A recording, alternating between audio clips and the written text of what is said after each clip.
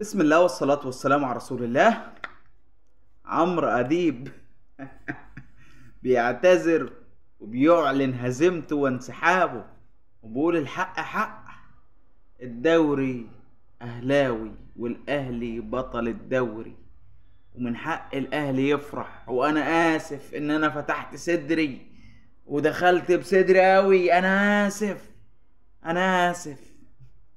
عمرو أديب بيعلن هزيمته بعد قرار المحكمة الرياضية الدولية النهاردة اللي فاجئ الكل، ورفض طلب بيراميدز بحجب وتعليق بطل الدوري بعد جولة بكرة. فعمرو أديب والزملكاوية مش عايز أقول لك لا على حامي ولا بارد. يعني أحمد سالم المتحدث الفاشل بتاع مجلس الزمالك الفاشل ده طالع يصوت يقول لا احنا مش عارف. اذا كان انت اصلا انت بتغفل جمهورك، اذا كان الزمالك اصلا ما قدمش شكوى يا ابني، اللي قدم شكوى بيراميدز. انت اساسا ما قدمتش، ناديك ما قدمش، اللي قدم الشكوى بيراميدز، لان بيراميدز اللي بينافس الاهلي على الدوري.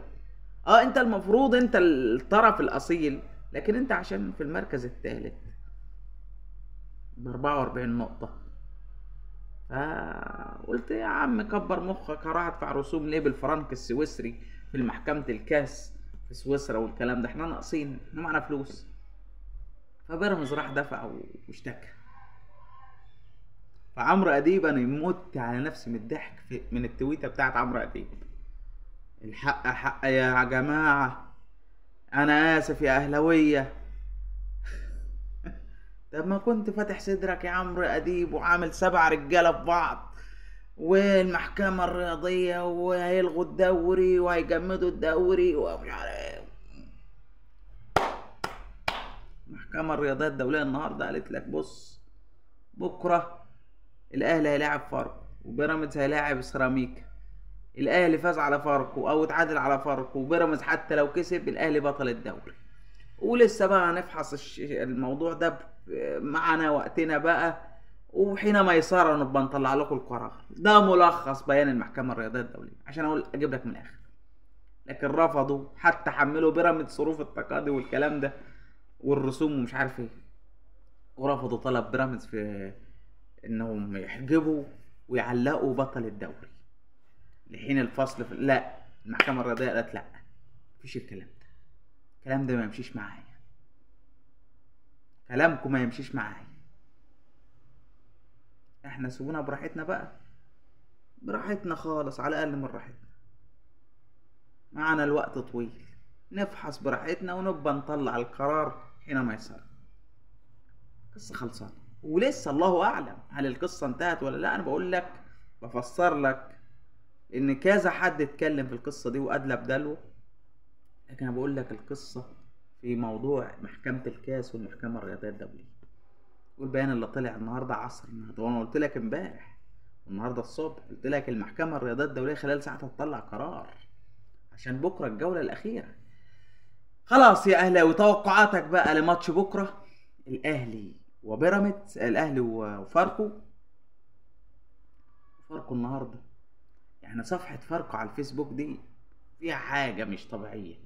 لما الأدمن بتاعها مش طبيعي، جايب لك فوار حموضة ولا معرفش ايه، فوار يقول لك مش عارف بقى ايه، وبقى يعني منشورات كده وبوستات بايخة ودمها تقيل.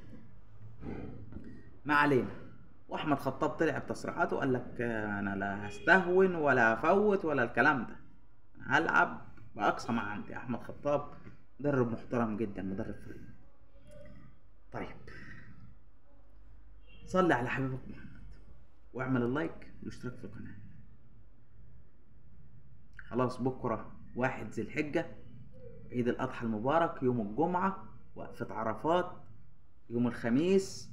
ربنا يا رب يوعدنا جميعا بالوقوف على عرفات باذن الله، باذن الله. يكتبها لنا باذن الله، قولوا امين يا رب. اتحاد الكوره بيعدل ميعاد ماتش الكاس اللي هو يوم وقفه عرفه، اللي هو بين الزمالك وبيراميدز. كان المفروض الساعه 8. طب الساعه 8 الناس، يعني اغلب الناس بتبقى صايمه يوم عرفات، يوم عرفه، والمغرب تقريبا بقى يعني 8 الا حاجه، فادي فرصه فاتحاد الكره عدل الميعاد وخلاه الساعه 9:30. الزمالك وبيراميدز يوم الخميس اللي هو وقفه العيد، وقفه عرفات، عشان الناس بتبقى كلها صايمه، ده يعني اغلب الناس بتبقى صايمه اليوم ده، فهيبقى الساعه 9:30 الماتش الزمالك وبيراميدز. طيب توقعاتك بقى للاهلي وفاركو بكره قولها في تعليق. توقعاتك لبيراميدز وسيراميكا قولها في تعليق. الماتشين دول بكره الساعه 8. خلاص زي ما قلت لك بكره الاهلي هيحتفل بالدوري، الا اذا 99.9 الاهلي بكره يحتفل بالدوري. وبكره القاهره لن تنام، جمهور الاهلي يعني هيبقى السهره صباحي، وكده كده الجو حر والناس هتطفش من بيوت الجمهور ويحتفلوا في الشوارع بدرع الدوري. 1% وارد المفاجأة تحصل، هزيمة الأهلي وفوز بيراميدز على سيراميكا، ده 1/10%، لكن وارد أهو. فهنشوف 99.9% هم اللي هيغلبوا، ولا 1/10% هو اللي هيغلب، هنشوف. لكن توقعاتي بالتاريخ والجغرافيا وكل المواد الأهلي بكرة بطل الدوري. طيب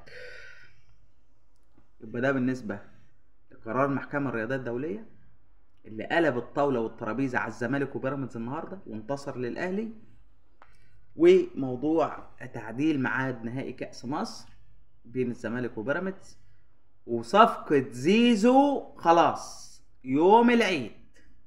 أنا قلت لك الأهلي هيعكنن.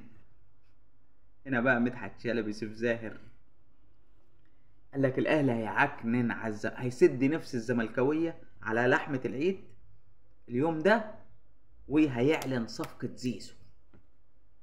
هيعلن ايه؟ انضمام زيزو رسمي يوم 6/6، وقيده بقى في قائمة الأهلي. طيب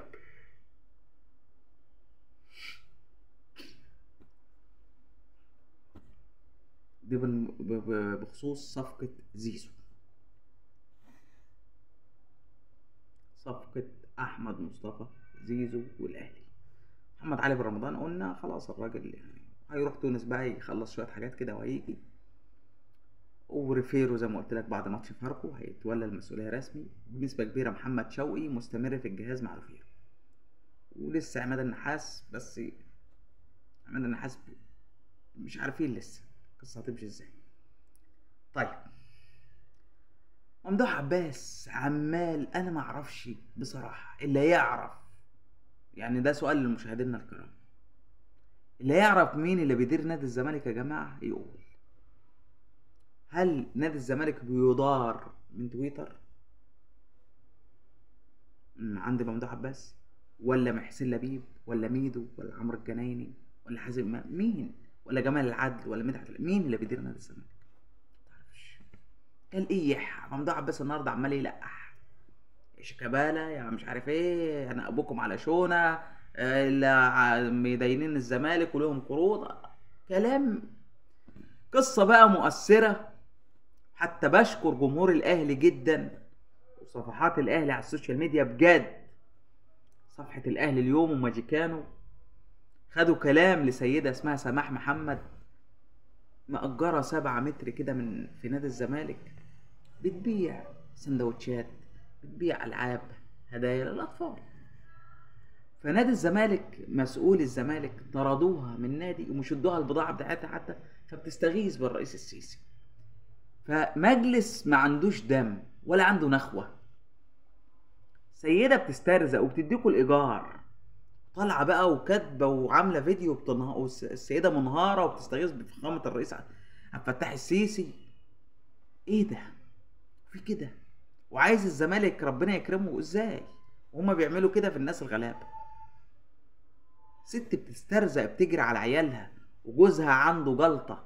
بشكر جمهور الاهلي انه سلط الضوء والله على السيده دي، وصفحات الزمالك على السوشيال ميديا برضو بعض الصفحات خدت كلام الست. عيب، ده انتوا كلكم على قلبكم قد كده. المجلس، اقصد هنا المجلس حسبنا الله ونعم الوكيل. ده جبر الخواطر ده حاجه كبيره، وبتدفع الايجار. يعني هي مش هما بيمنوا ده بتدفع الايجار. طب طردتوها، ادوها البضاعه بتاعتها؟ لا، عاينين البضاعه وطردوها، بتقول مش عارف اخد البضاعه بتاعتي حتى. الزمالك الاهلي زي ما قلت لك بيخلص صفقه حسام عبد المجيد، والكلام سيف زاهر هنا يتكلم على جوهره بيراميدز، ممكن يكونوا جوهرتين ثنائي بيراميدز، شيبي وابراهيم عادل. والكلام على مصطفى